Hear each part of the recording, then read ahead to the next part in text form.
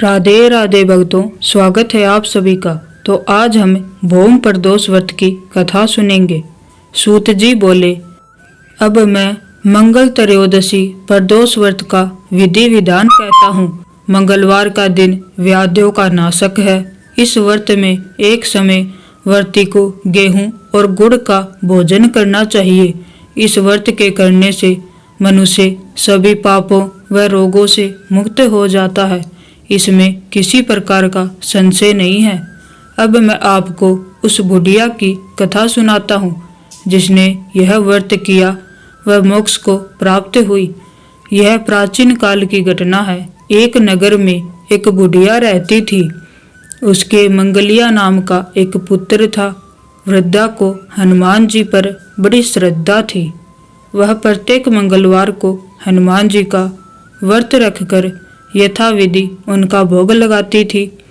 इसके अलावा मंगलवार को न तो घर लिपती और न ही मिट्टी खोदती थी। इसी प्रकार से व्रत रखते हुए जब उसे काफी दिन बीत गए तो हनुमान जी ने सोचा कि चलो आज इस वृद्धा की श्रद्धा की परीक्षा लेते हैं।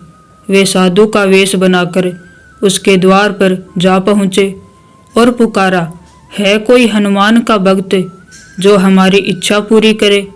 वृद्धा ने यह पुकार सुनी तो बाहर आई और बोली, महाराज क्या आज्ञा है।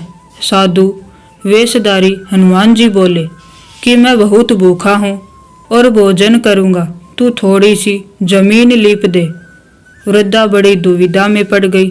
अंत में हाथ जोड़कर प्रार्थना की, हे महाराज, लीपने और मिट्टी खोदने के अतिरिक्त जो काम आप कहेंगे वह मैं करने के लिए तैयार हूँ।